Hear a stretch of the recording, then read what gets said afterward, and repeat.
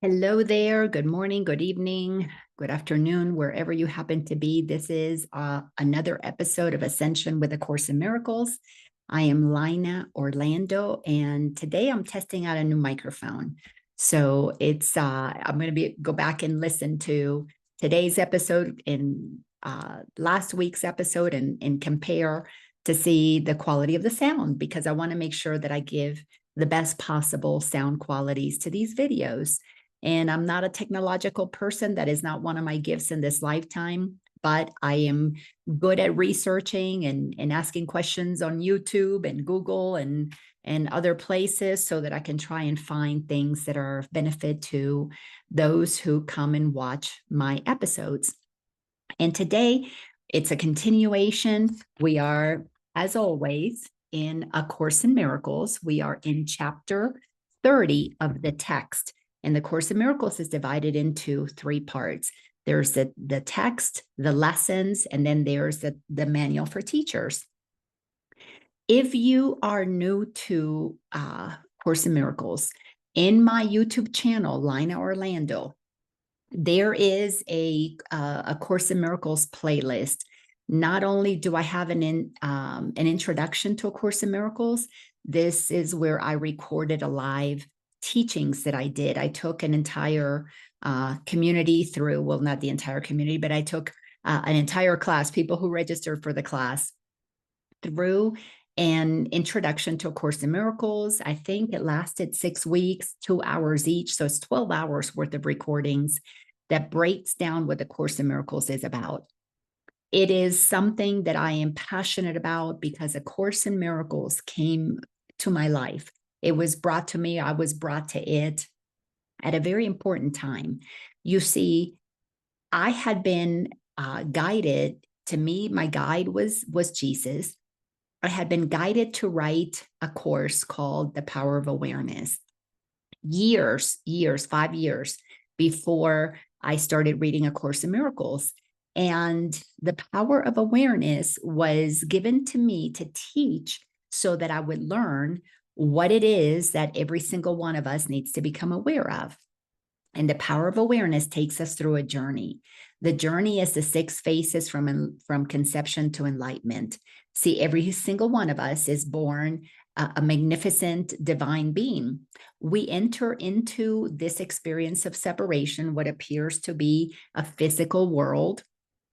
We enter into that experience within the mind of God, meaning it's like in a dream where you're having a dream, and in your dream, you see people and they go to the store or they go to the park or they go boating, swimming, or in some cases they're being chased by a wolf. I had when I was a little girl, I had this recurring nightmare. This vicious dog or wolf, I can't remember what it was chasing me. I think I was 5, 6, 7 years old. And that dream happened a couple of times throughout my life, not as an adult that I can remember. So 5 or 6, 7 or 8, and then early teens, and then maybe in my early 20s, and that was it.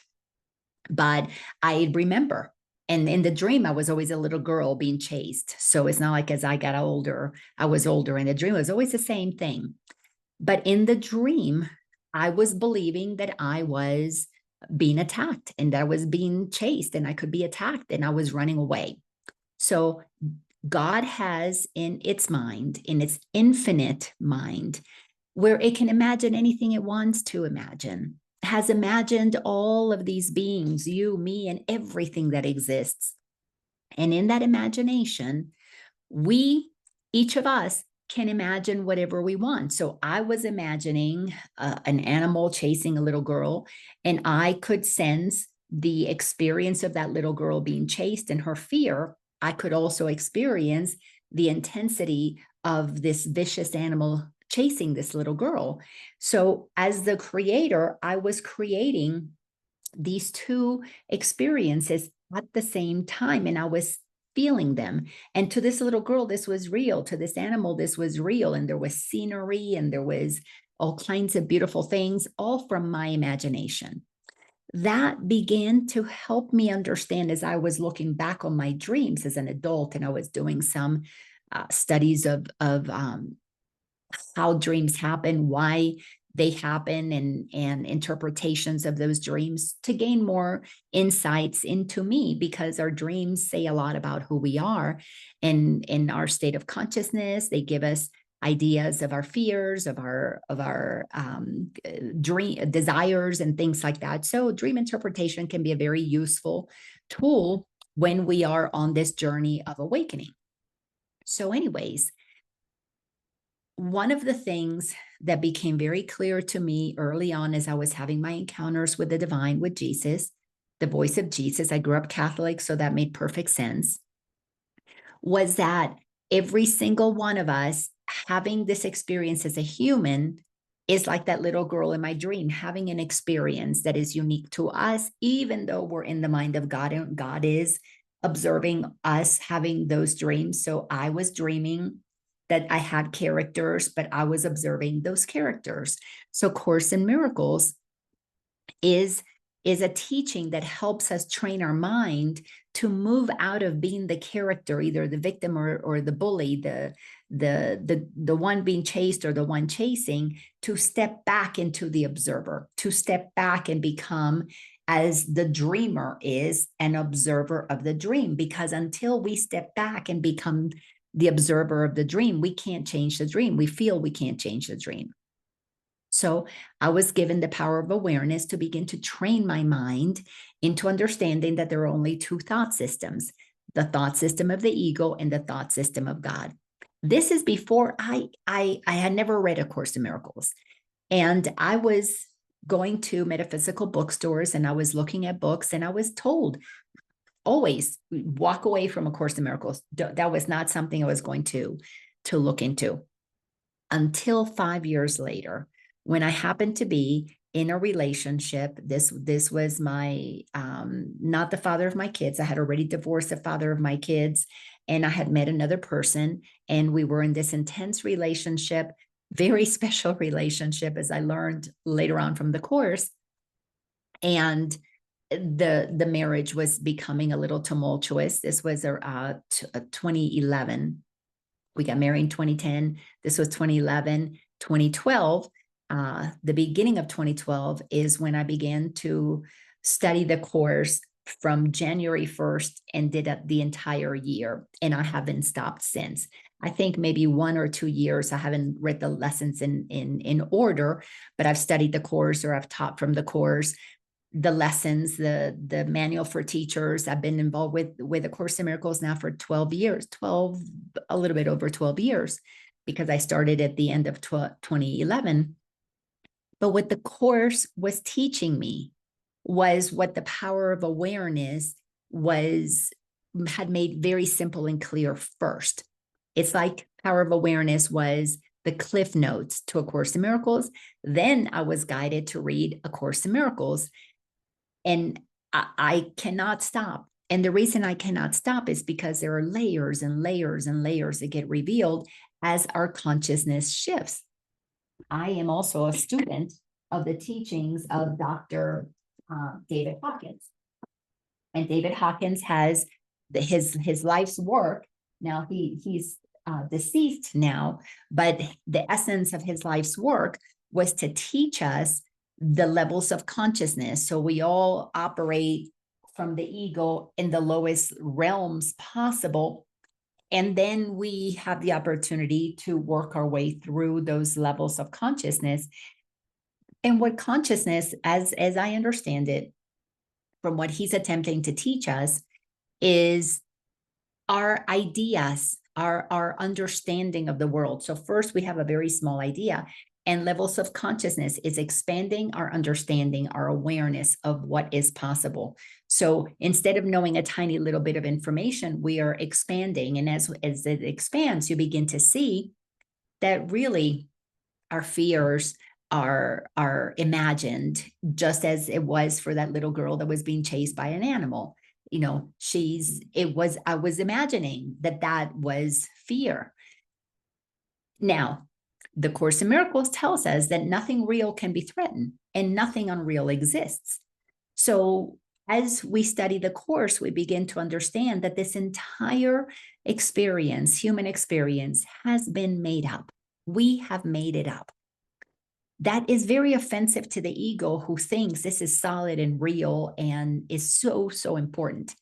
But to one who understands consciousness, and we come to realize that everything is energy, everything is made of mind, everything is God expressing itself.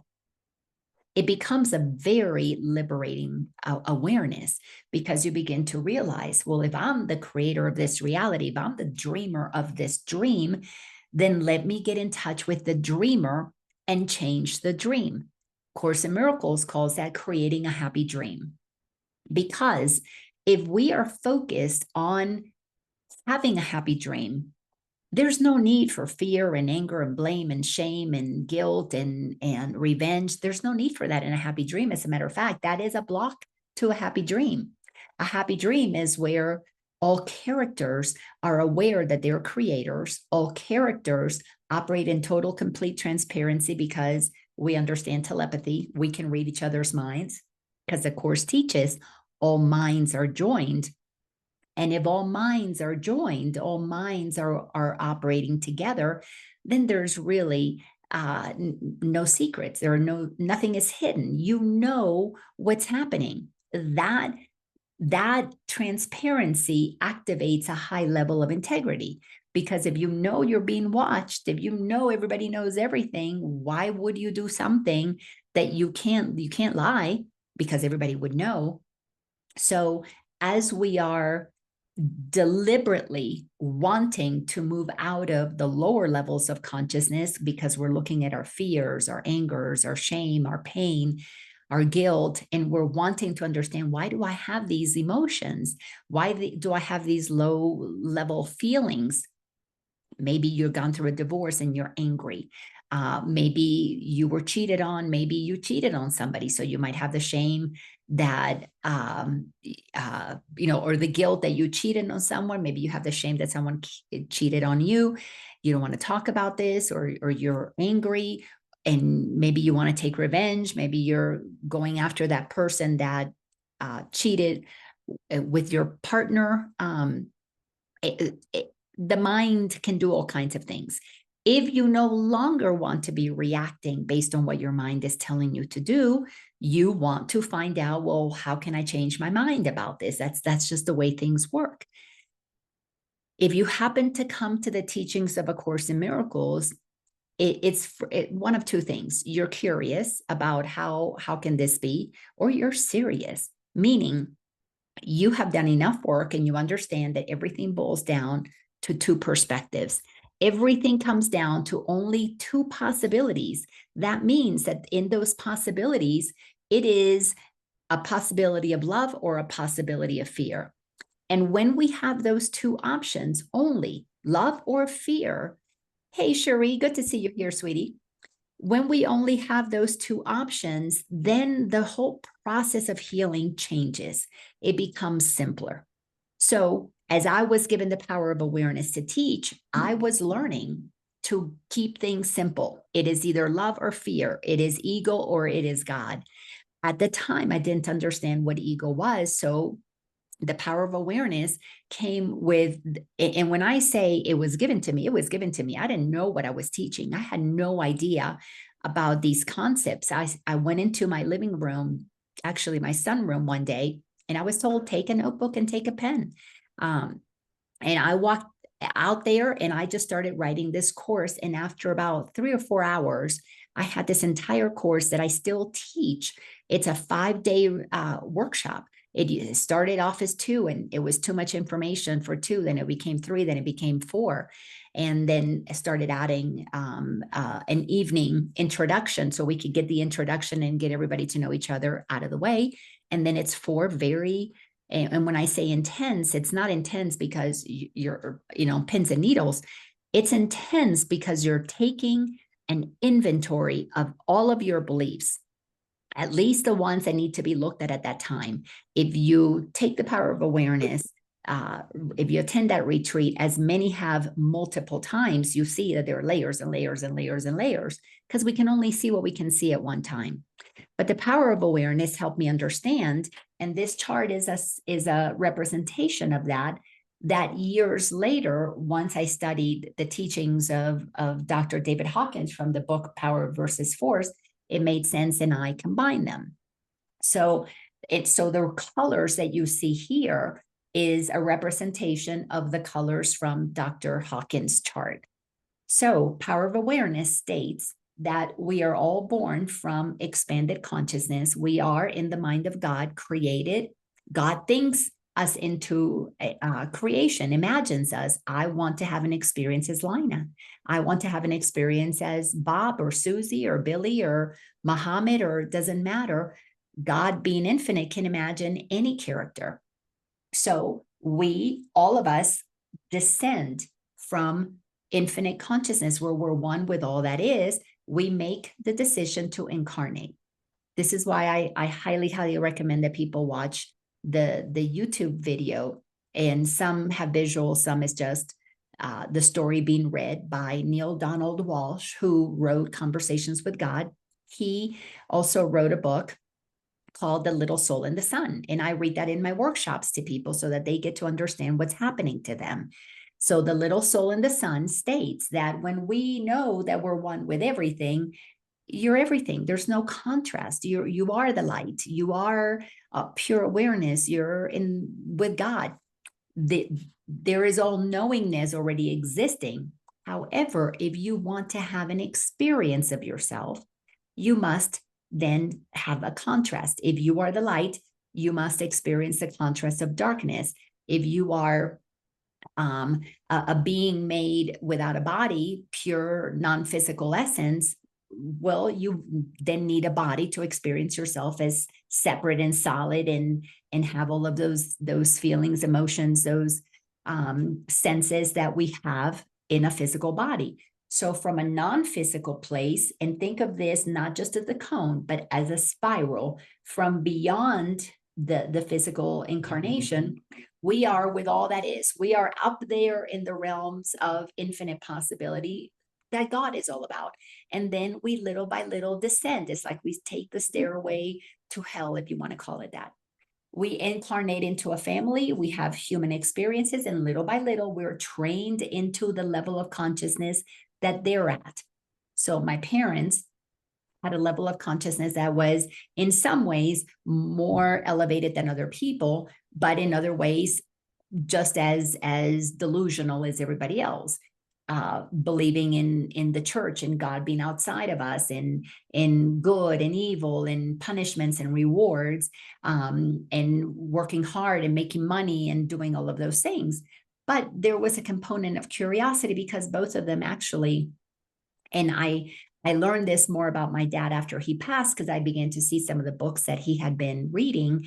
And some of those books were metaphysical books. I had no idea that he was into that until after he passed. I knew my mom was into that because we had some conversations, but I was not at all aware. So I didn't really understand what she was talking about, but she told me that she was always curious and always seeking something else. And she didn't believe in the Catholic teachings that she grew up with. My dad did, but my mom became an atheist. So they were seekers. They were on a journey, different paths, some things they had in common, but they exposed me to the opportunity of curiosity, because this is not the conversation that my grandmother or the people in the community that I grew up in, Catholic, were talking about. My parents sounded crazy, at least my mom, because again, I didn't know too much about what my dad was doing. But we enter all divine beings. Every little baby is a bringer of love and light. And then we are born into the level of consciousness that our parents are at. And then they train us into that level of consciousness. If they have fears, if they have shame, if they have anger. My dad was an alcoholic, and we grew up fearing upsetting the waking the sleeping giant, because if we were to disturb him while he was doing his binging, and he pretty much drank at home, and and drank and sat at a table and stayed there, and he would drink and I don't even remember if he was reading anything, but there was no TV in that room. Usually it was a dining room, and he would just get drunk. And if we were loud, he would be infuriated, and he would just unleash this loud yell or whatever it was that was terrifying to a little child. So we learned to stay away from that. So I began to learn to fear men, and men can't be trusted. And of course, my mom would make comments like that. My grandmother would agree with my mother. So my mind, instead of these are divine beings, powerful like me and wonderful and lovely, I was being taught, okay, you can trust this one, but not that one. You can trust the women, but not the men. Men are loud, men are controlling. You tiptoe around men. You don't say certain things around them. You don't upset them. You just stay quiet and put up with whatever it is that they do. That was being programmed into my mind, bringing me from a high frequency as a bringer of love and light, entering into this incarnation through the portal of mom and dad, down to the level that they were at. Because you have to realize that if somebody's an alcoholic, if somebody is taking drugs, they're attempting to numb their pain, meaning there's something unhealed within them and they don't have the tools to work through it. So the best that they can do is reach for the thing that will make them feel better. And in the case of my dad, it happened to be drinking. I don't even remember what he drank. I think it was mostly beer. But there were some bottles. I just don't remember what they were. I didn't see my dad much past the age of 10 when my parents got divorced. And then I saw him maybe a handful of times until he passed away, and I was already 40 years old. So I can't tell you what the things were that he did because I just don't have recollection of that.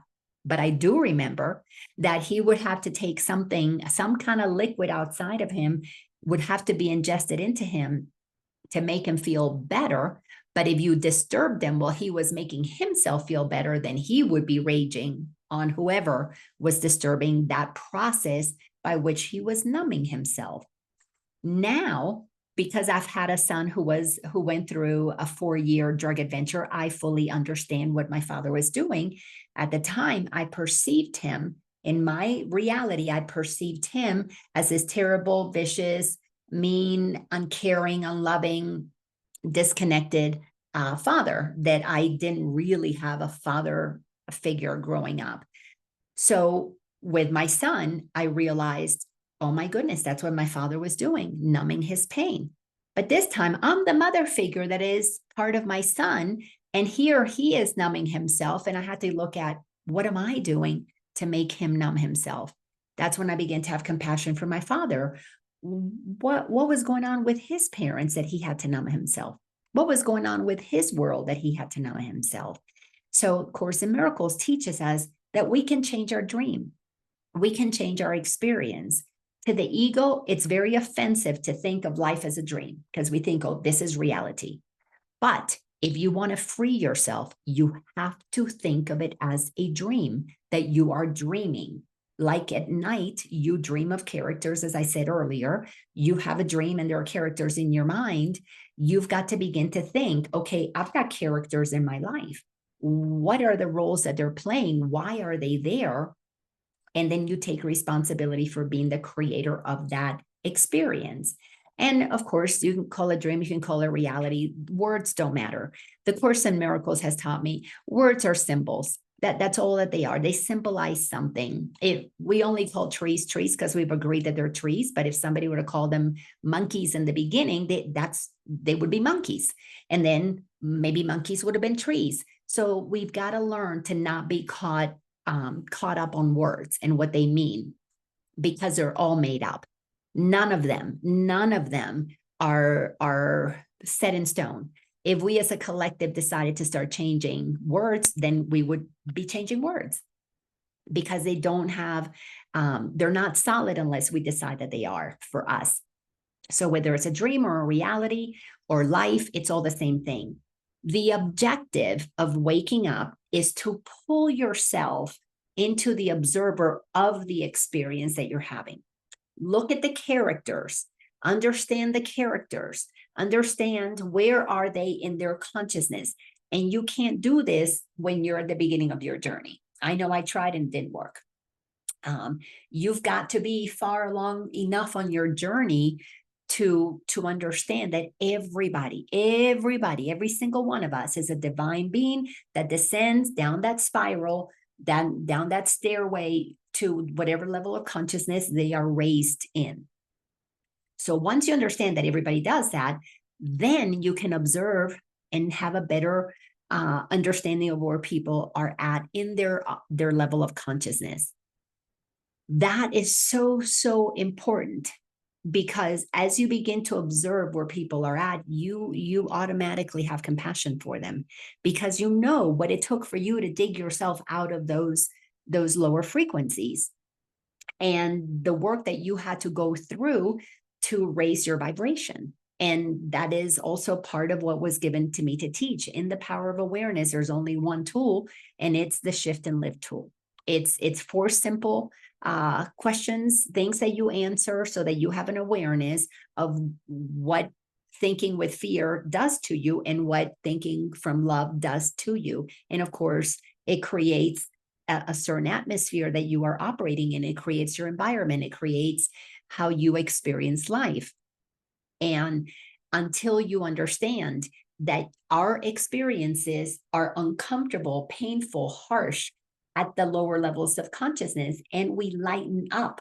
That's why it's called enlightenment. As we raise our levels of consciousness, again, in the teachings of Dr. David Hawkins, you can see the steps that we have to go through and work through the stuff in our mind. So Course in Miracles, when it came to me, it basically took the power of awareness to a whole nother level. I mean, a level I probably could not have gone into without the teachings of the Course of the Power of Awareness for 5 years before that. So Power of Awareness prepared me. People would ask me, is the Power of Awareness based on A Course in Miracles? I didn't even know what A Course in Miracles was. And then I went and looked into it, and I thought it was something Marianne Williamson wrote. But then when I was guided to read it and I delved into it in 2012, then, oh my gosh, it just absolutely took me to such deeper places. And one of the things that became so clear, thanks to A Course in Miracles, is that when we are operating with the ego, the mind is trained in divisive thinking. The section that we're in the course right now, in chapter 30, is the title of that section. Section number 7 is called the new interpretation. What the new interpretation is about is to see clearly that while we look at the world, while we look at this perception of reality through the eyes of the ego, we are interpreting the world from only 2 places, 2 sides of the same coin, victim or bully. My dad was a bully to me. I was a victim. My son was the victim. I was the bully. So it depends on how you look at it, but it's always 2 sides of the same coin. Every bully was first a victim. Every victim will become a bully. And the bullies show up in one of 2 ways, either aggressive or passive aggressive. Through my work, I've had it going on almost 20 years. I have seen lots of examples of how people who think that they were victims were really bullies. But the thing is, including myself, the thing is that when you're a victim, you don't think you can be a bully. But when you're a victim, you are a passive aggressive bully. I was talking to one of my clients the other day, and they were saying that their mother is the consummate victim. But the way, as I was explaining to him, that she comes across as passive aggressive, which is why he didn't like to be around her. And as I was sharing with him, he was having these insights because he didn't realize this. But mother was always a victim, and poor thing, nobody loved her. She was always sick.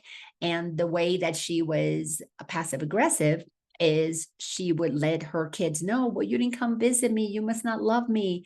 And you wouldn't think that that's being a bully, but it is being a bully, because what it's doing is it's telling its children, her children, you don't love me because you don't take the time away from what you're doing to come and take care of me. That's bullying. That is saying, what you're doing is not okay. You should do what I want you to do. But because she's coming from, in bed, not feeling well, I think he was saying she was a hypochondriac.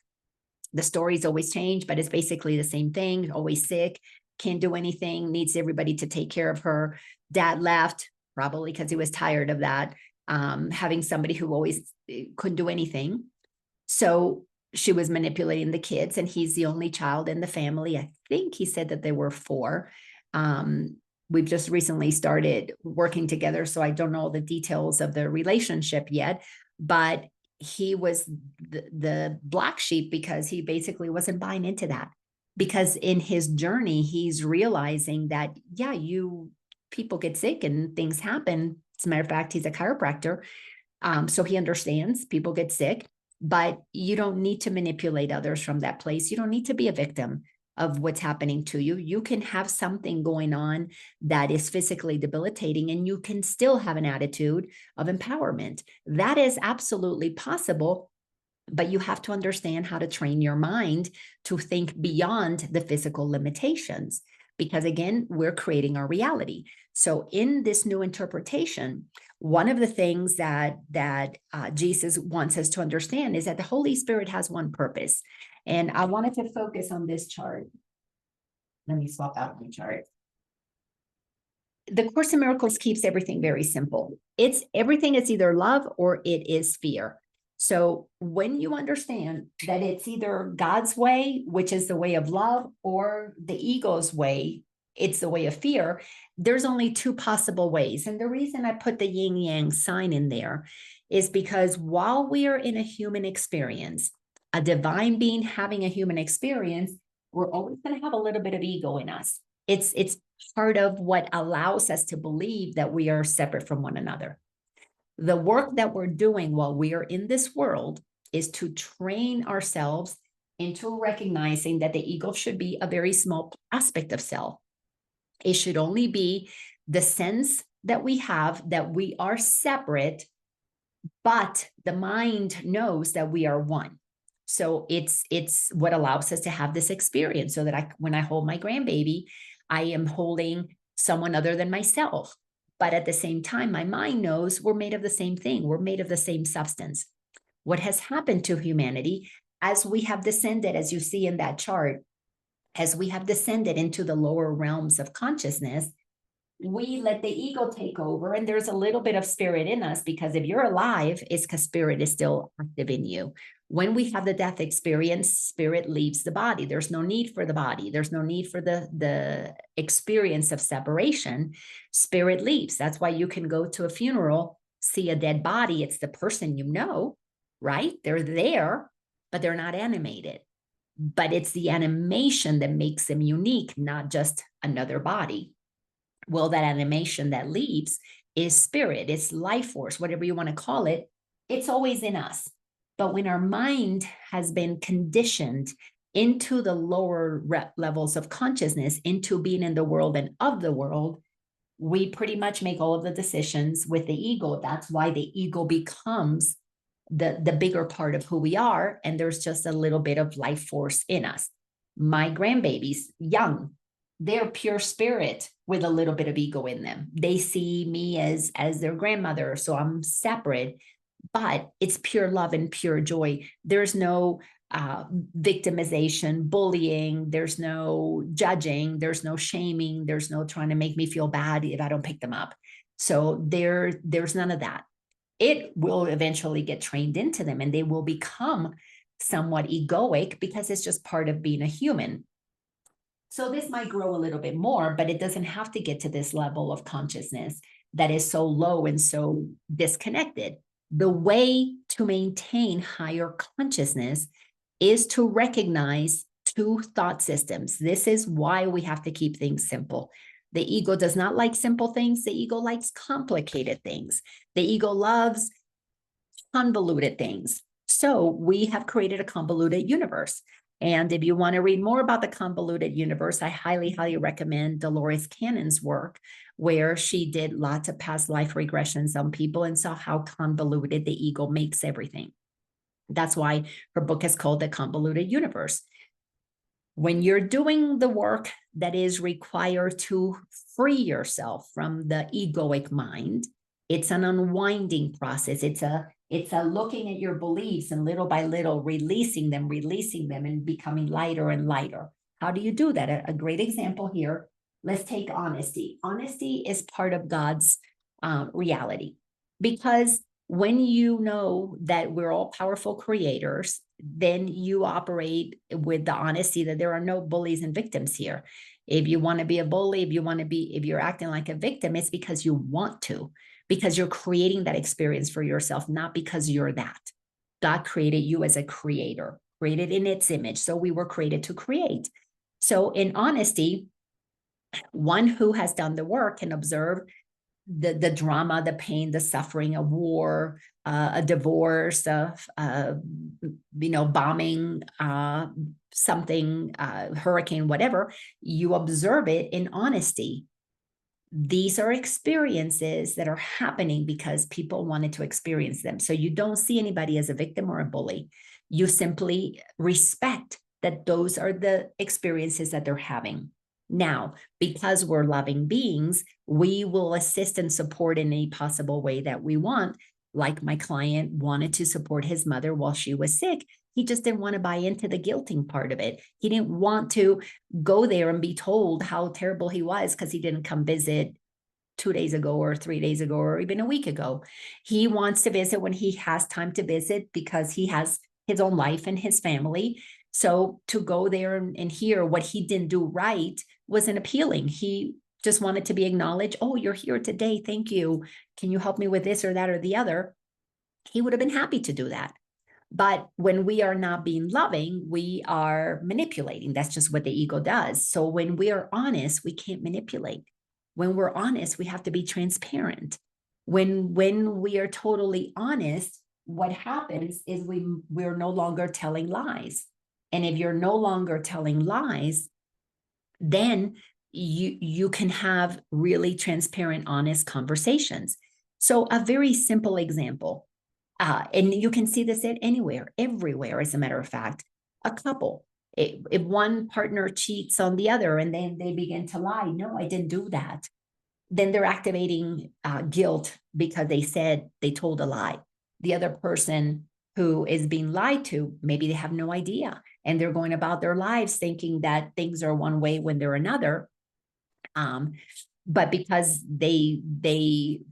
nobody is telling them the truth, nobody's, the partner's not being honest with them, they're living also a lie. So now we've got two people who are stuck in a story where there is no honesty. And the reason there's no honesty, let's go back to the couple, because this pertains to everything, is because they're afraid. If they tell the truth, they're afraid that they could have to deal with a divorce. And if they get divorced, they might lose some of their money or access to the children or whatever it is. Because when we are in ego, there is always a winner and a loser, a victim and a bully. One gets to be right, one gets to be wrong. When we move to a world that is run by God, we become courageous and say, listen, I had an affair, or I met somebody last night and I felt these emotions for them. And you can talk about them, and then you can be honest and you can share what came up for you. And you can say, this emotion came up for me. I had that with my husband, where he had a one-night stand and went on a business trip and had a one-night stand with somebody he worked with, and came back and he said something to me. And I was not on my journey yet. Was a couple of years afterwards that I started my spiritual journey, and I was so hurt. I was so like, how could you do this to me? I took it so personally. A couple of years later, as I'm doing my work, I realized, well, the only reason he did that is because he wanted to. He's a creator. In the moment it happened, I took it personal because my ego wanted me to feel victimized. He felt so bad. He felt so guilty. He did whatever he did, but he had no interest in that person. So our lives continued as they were. My experience was feeling victimized because somebody cheated on me. And then I carried that frequency of, oh, I can't trust him. And so for a couple of years, can't trust him. Where's he going? What's he doing?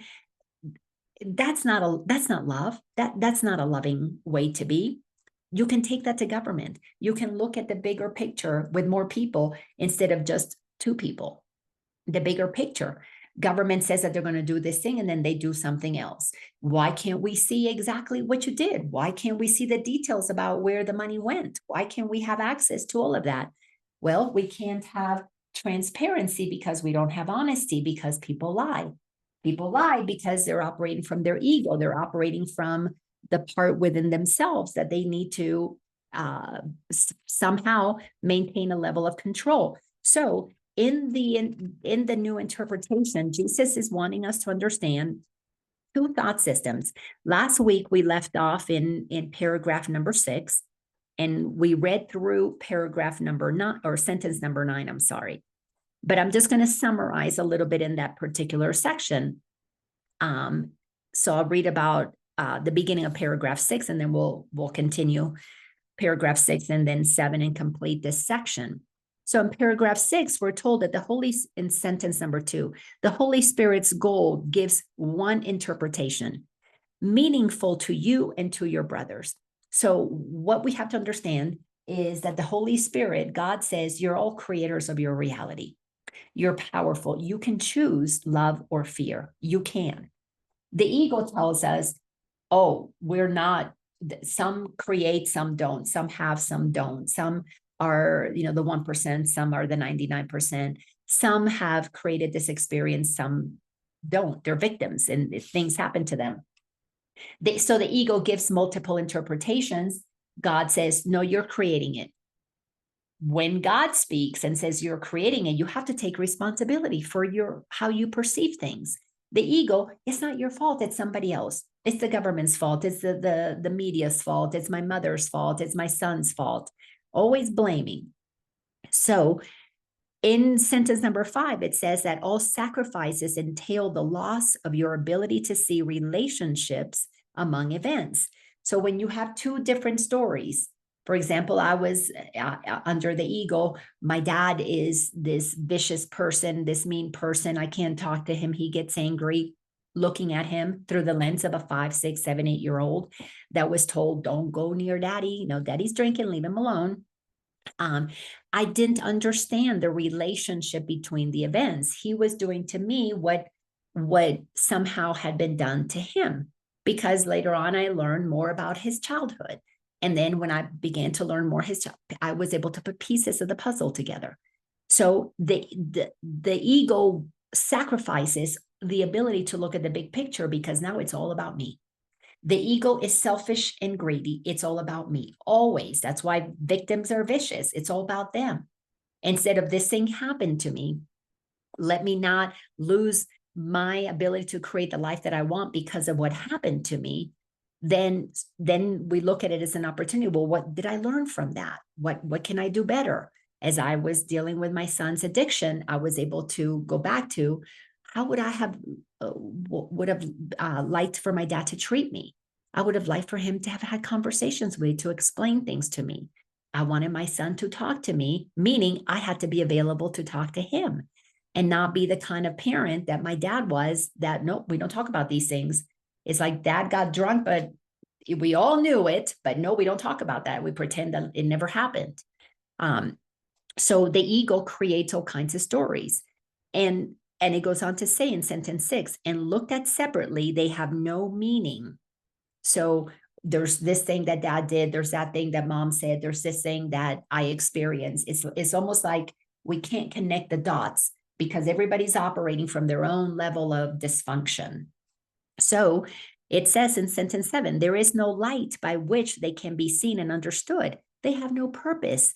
So the ego has all these different stories. Look at politics, all these different things. We got this war here, we got that situation there, we got what's happening at the border over here. Like they're not connected, but they are. They have all been co-created. And this is where, when you become honest, you can begin to then say, yes, I made these decisions, I had these policies, and these were the consequences of them. And then the media would report it accurately, and all of us would want the truth because we would be operating in honesty, God's way.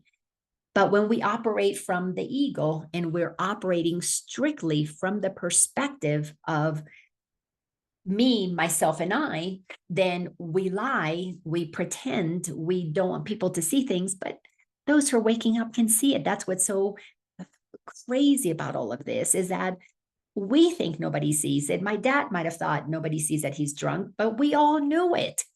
We all saw it. So then it goes on to say, this is where we're starting for this week, in paragraph 6, sentence 10. In any thought of loss, there is no meaning. I felt like I had lost my dad. I thought my mom had lost her husband. It was just this, but we couldn't talk about anything because of the egoic lies that were happening. So no one has agreed with you on what it means. It is a part of a distorted script which cannot be interpreted with meaning. It must be forever unintelligible. This is not communication. Your dark dreams are but senseless, isolated scripts you write in sleep. What the Course wants us to understand is that the script of our lives, we're writing it. It is written. It is written by us. We're the ones writing it in sleep, meaning we're not aware of what we're doing. So when you're asleep, you may have a job, you may have a family, you may make a lot of money, and maybe run a big corporation. But if you are not aware of that spirit within you, that you are a divine, holy child of God having a human experience, you may do all kinds of things, but you are still being run by the darker, denser part of yourself. You may be doing wonderful things so that you can be seen as this great person who is charitable, who does, and you may even live a really good life, but inside there's a part of you that is always feeling like you didn't do enough, like no, people didn't appreciate you, maybe you weren't acknowledged for the work that you had done. There's still something inside of you that is unfulfilled, no matter how successful you are. Or the opposite, if you are a poor person and homeless and don't have much of anything, feeling like a victim and poor me. Either way, it's because you're listening to a voice in your head, because you're not seeing the bigger picture. You don't understand the meaning of everything because we don't talk about everything openly. When we operate from lies, we have secrets. This is why we have secret societies. We have certain things that only certain people in government have clearance for this kind of security. Everybody else, maybe not. That's because the ego likes to have all kinds of different interpretations, all kinds of different levels. The ego is all about separation. When we move into the realm of God, it's all about equality. That's why we begin to see, as we do our inner work, as within, so without. You have compassion for your experience as a child and what you went through and what you did to your children. You have compassion for yourself, and you can begin to see, wow, it happens everywhere. Then you can begin to see every parent through the lens of you as a parent or your parent. You can see every child through the lens of you as a child or your child, because you have gained perspective that gives you the ability to observe so many different ways of interpreting things. But when they become simple, they either come from love or from fear, then it all begins to make sense. So then it goes on to say, and this is so important in sentence 16, look not to separate dreams for meaning. Only dreams of pardon can be shared. They mean the same to both of you. With my father, he passed away before I could have conversations with him about what happened to me as a child, before I could talk to him about how I felt with him being drunk, or ask him, why did you get drunk? Why did you have to do that? Then why did you leave our family? And it wasn't until I had been doing my own inner work that I had a moment, this epiphany. I was sitting in my neighborhood. My house was directly across from one of my really good friends, and she had gone through a divorce and had a boyfriend. And I knew the boyfriend, really sweet people. All the Halloweens before that, and by this point, it might have been 10 Halloweens before that, she and I would always sit together, and the dads, the husbands, would take the kids out trick or treating. We would sit on the front step and we would hand out candies. And, there was either we were at her house or my house. So everybody knew, okay, you go to her house or you go to my house, and you were going to cover two houses at once. But that Halloween, and again, I was already deep into my journey, probably, I'm going to say maybe 5 years into the journey, doing the healing work. I'd already received the power of awareness. I was already teaching it probably for about 2 or 3 years. I had this epiphany. Now, my dad had already passed away, and all of a sudden, it hit me because this was the first Halloween. Her boyfriend was with her. So her boyfriend wasn't walking their children. The kid's dad, her former husband, was out walking the kids for Halloween. And instead of her coming to sit with me, she was sitting with the boyfriend at her house. And I'm watching her across the street, and I felt the sense of dad choosing the bottle or dad choosing the woman over me. And I felt so abandoned. We had this tradition. This is what we did. But I needed that. When you begin to look at things from the bigger picture, you realize that every irritation is an invitation. She went over there innocently. She's with her boyfriend. My aware self, my conscious self was so happy for her. How amazing that she has this incredible relationship, and he's there with her, and the baby daddy is off with the kids. I couldn't be happy for her, which is love. I went into, what about me? I've been abandoned. That triggered feelings of abandonment that I had at 10 years old when my dad left with another woman. It triggered the abandonment that I felt when dad chose the bottle over playing with his children. It triggered so many aspects of abandonment within me that I was able to then pull into my conscious awareness the feelings of that little girl all those years that we didn't have conscious communication in my household. My parents were not conscious. They couldn't focus on me. They had to focus on them. It was always about them. Like for much of my parenting was about me. I mean, my kids had to do what I wanted them to do. But I was changing. I was healing, meaning you have to go back to the places within you where you have lied to yourself. I lied to myself. When my dad chose the bottle, I lied and said, I'm not good enough. I'm not lovable. There's something wrong with me. So I had to go into my own mind and get honest with myself to activate love, self-love. And self-love in the beginning of the journey looks like you allow every feeling to be experienced. I had to let what was coming up come up so that I could then decide, is this true or not? I could stop the lies that I was telling myself. The ego shrinks when you start telling truth. So I had to get honest. My dad is the creator of his reality. He was choosing to drink, not because he didn't love his kids, but because he wasn't happy in his life. He had issues with his wife, my mom. He had issues at work. This had to do with him, and it didn't have to do with me. So I needed to change my perception of who I am and who my dad is. My dad was someone who didn't have the tools to speak up in honesty and say, okay, business is not going well, or I'm not happy in this marriage, or whatever it was. He couldn't do that because he was afraid of the consequences. So I learned to hold my voice because I was afraid of consequences for a very long time until I began to speak up. So what did I do? I began to speak up after that. And I went to my friend and said to her, but very egoically, why didn't you come and sit with me? Why did you choose to be with him? You could have brought him. And she was like, it's my boyfriend. I just wanted to hang out with him. We had a couple of hours together. So I began to use my voice to speak up, because before I would never say anything. I'm not going to say anything. I don't want to rock the boat. And the inside I'm seething. I began to speak up. But when we begin to speak up, it's usually not pretty, because you're sending out daggers and projectiles to other people and letting them know what they did to you. But it's the beginning of the journey of healing. You have to bring it up. Before you stuff it down. Now you bring it up and you deal with the consequences of it. But I realized I needed to forgive my father. He was doing the best that he could, as my friend was doing the best that he could.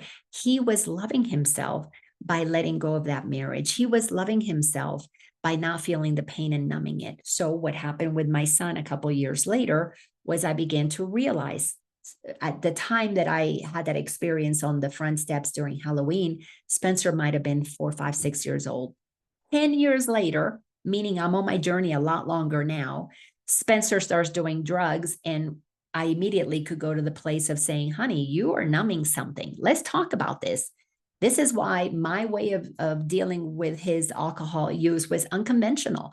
And people thought I was crazy, but I didn't care that people thought that I was crazy. I had found a way to know the truth about who we are. I needed to get honest and with myself. So I was going to be honest with my child. I'd already been coaching for quite a while then, and I could see how people were making up all these stories, lying to themselves. But when we got to the truth, when there was one goal, one objective, then it was all about, why are you drugging yourself?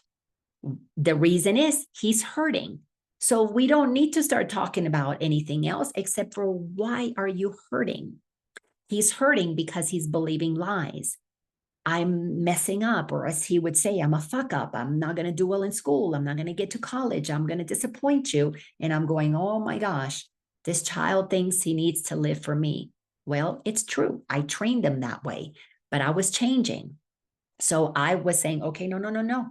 You cannot live your life for dad and for me. You've got it. What makes you happy? He didn't even know what made him happy. He knew what he needed to do to make everybody else happy. So I wasn't going to take the one thing that numbed him of his pain.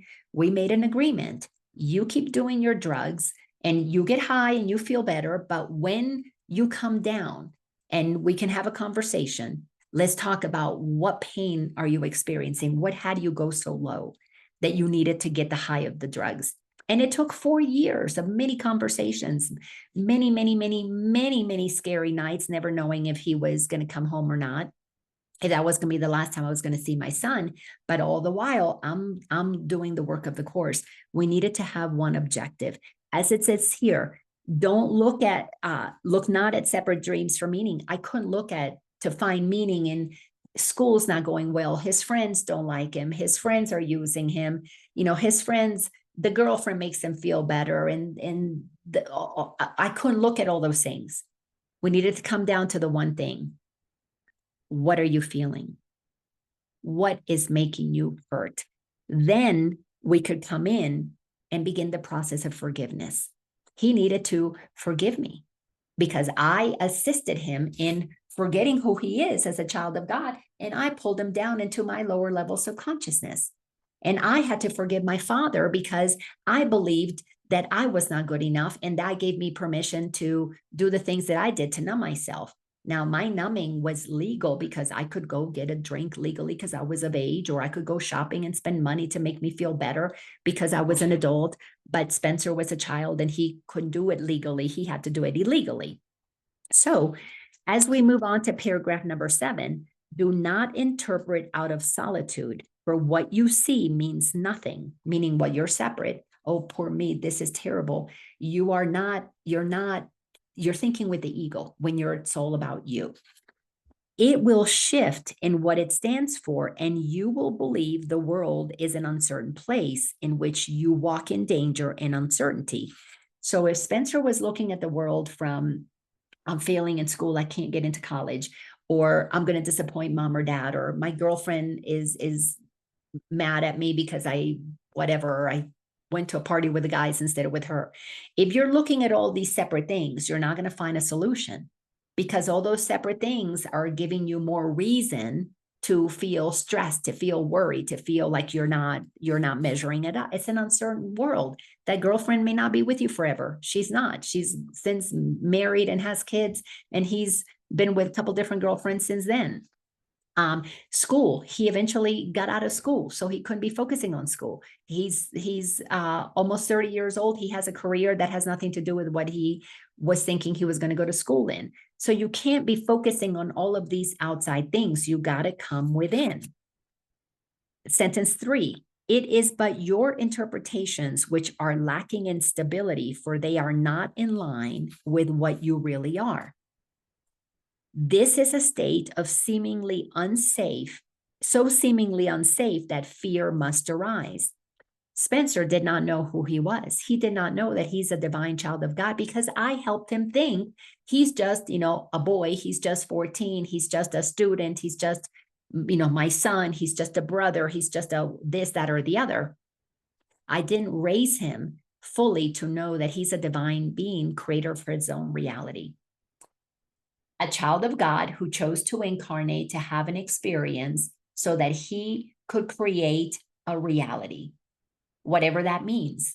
So I had to spend time to say to him, okay, yeah, there are things out there that are uncomfortable and that you care about out there, but let's go inside. Who are you? Who are you really? Oh, I'm a fuck up. No, you're not. You're a divine child of God. I'm not smart enough. No, that's not true. You're a creator of your reality. You're created by God to be as God, meaning you're smart. You're just not tapping into that. You are, who are you? Well, I'm so-and-so's, Caitlin's boyfriend. No, you're not just that. You're a divine being, creator of your reality. So his mind had to be shifted to remember the truth of who he was, a powerful being.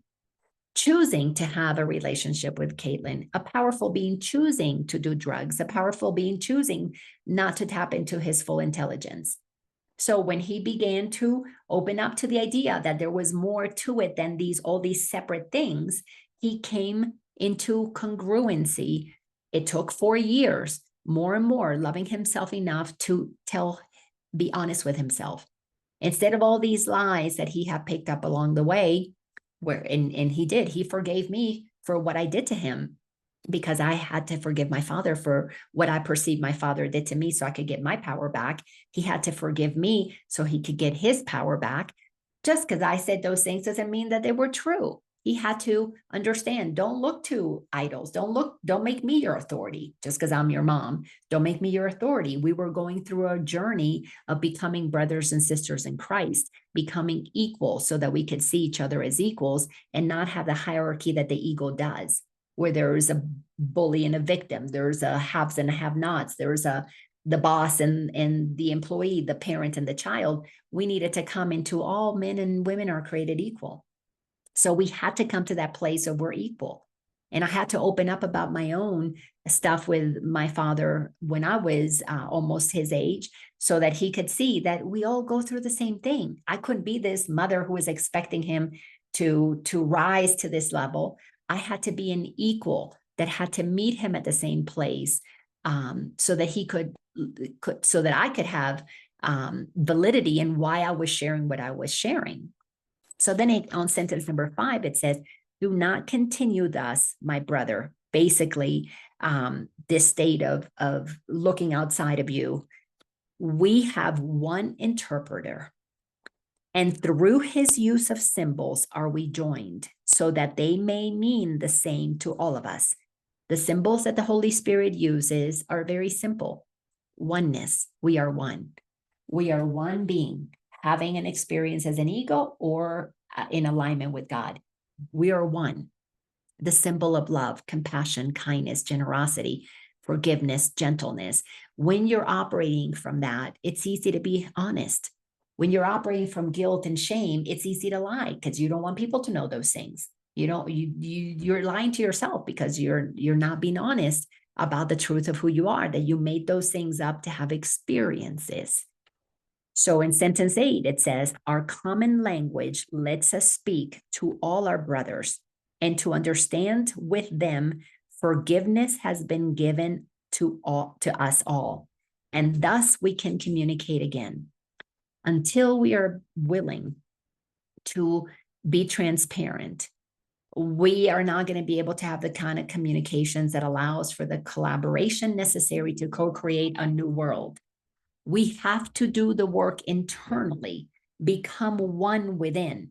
I was the wounded child, the 10-year-old that was abandoned by dad. I was also, when I was born, my dad wanted a boy. He was so mad that I was not a boy. He left the hospital. I heard, the stories from my mom and my grandparents that my dad left the hospital. I was born in December in Buffalo, New York. He left in the middle of a blizzard and went to a bar to get drunk because he was so disappointed I was not a boy. So I started off already a disappointment. I already started off as the wrong sex. Thank goodness I wasn't born nowadays, because I tried so hard to be like my dad wanted me to be. I tried so hard to be kind of tomboyish and be more boy-like. They would have given me a sex change by now. If I would have been born now, I would have been transgender immediately. All I was doing was lying to myself, trying to be what I was not.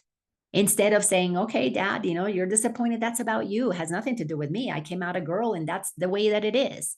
Instead of being confident and assured in who I was, the ego begins to see who I am based on what other people think of me. So I started off already with so many things that I had to go back and look at and make peace with and come back to love myself enough to say, in all honesty, I'm the creator of my reality. I choose a father who was going to reject me. I choose a dad who was going to be an alcoholic. I chose a mom who was somewhat kind of crazy. All of those things shaped and formed who I am so that I could today be the one that accepts I'm the creator of my reality. What an interesting, I created a soap opera. I am no as an actress, but here I have been acting all these different roles, playing all these different parts. Course in Miracles brought me to one place. Who am I really?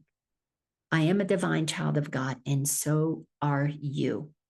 I couldn't deal with my son's issues, with all the outside issues, until he came to know himself as that creator of his reality. Once he knew himself as a divine child of God, not here to please anybody else, but to just be happy within himself. That was his purpose. Then he began to see the things that he needed to change by his choice, not because I said he had to.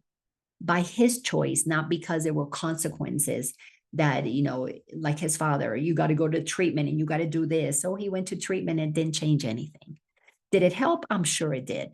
But ultimately, it was about Spencer coming back to know who he was, because the only form of self-love that he had was to numb his pain.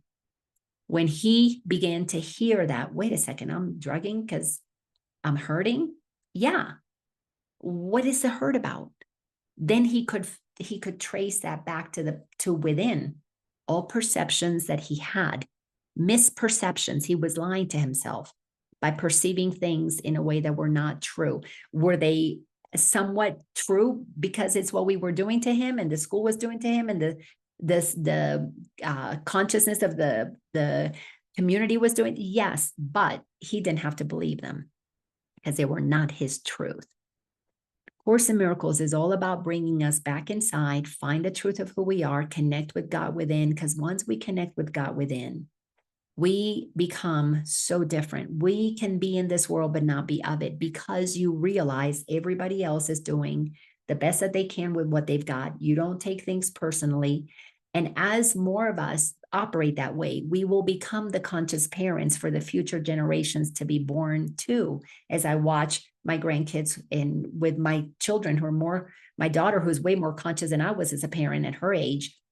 And you can begin to see that it's going to take quite a few generations before the kids that are born that come into this world don't have to go so low. We will remain at a high frequency where collaboration, cooperation, honesty, integrity, transparency will be the norm. And that is the happy dream. That is creating a world that we can all enjoy. Course in Miracles teaches us how to do that. If this interests you, if it appeals to you, this is what I love sharing. I've got a workshop coming for one day on August 31 on a Saturday. It's on Zoom, called the Shift and Lift Experience, where I teach people how their stories get created. And I've got, I think, 2 spots left. If you're interested, just message me. And if you had found this video of help, please share it with others. Other than that, thank you so much. And we'll see you next Wednesday, 12 o'clock Eastern. Thank you so much for being here. So grateful you were here. Take care, sweetie. Bye-bye.